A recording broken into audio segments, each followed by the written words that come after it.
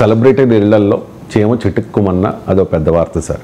కానీ మంచు కుటుంబంలో ఆల్మోస్ట్ రోడ్డు మీదకి వచ్చేసారు. మంచు మనోజ్ వెసెస్ మంచు మోహన్ బాబు ఇద్దరి మీద కూడా ఒకరి మీద ఒకరు కేసులు పెట్టుకున్న పరిస్థితి.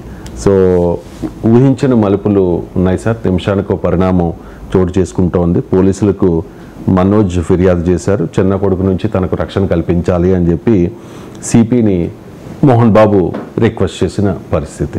సో ఏం జరుగుతుంది ఏంటి అనే దాని మీద రకరకాల ఊహాగానాలు వస్తూ ఉన్నాయి సార్.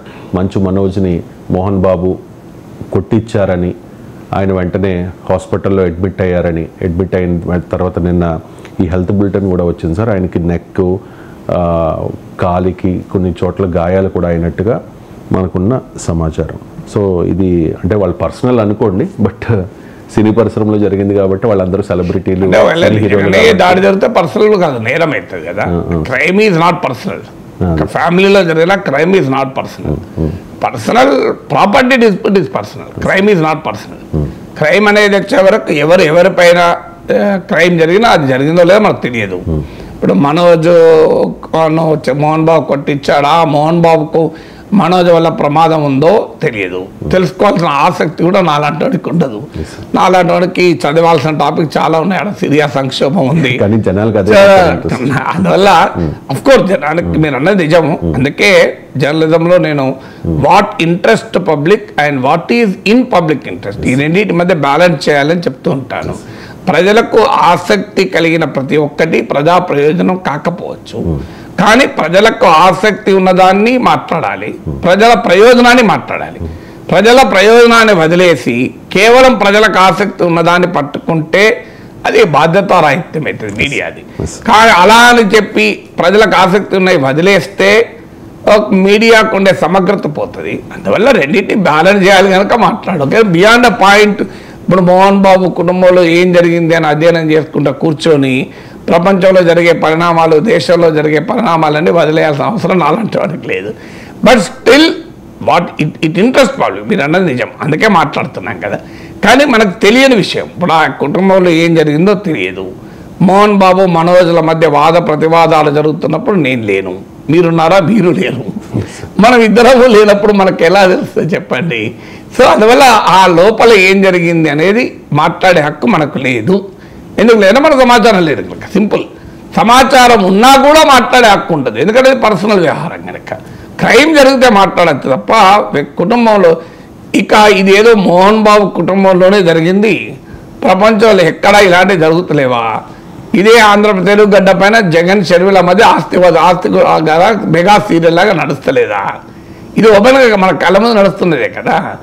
సో రాజకీయంగా ఆర్థికపరమైన వివాదాలు రాజకీయాల్లో సహజము, ఇప్పుడు కుటుంబాల్లో సహజము. ఇప్పుడు అందువల్ల మీకు ముఖేష్ అంబానీ, అనిల్ అంబానీల మధ్య వివాదం రోడ్డుకి ఎక్కలేదా?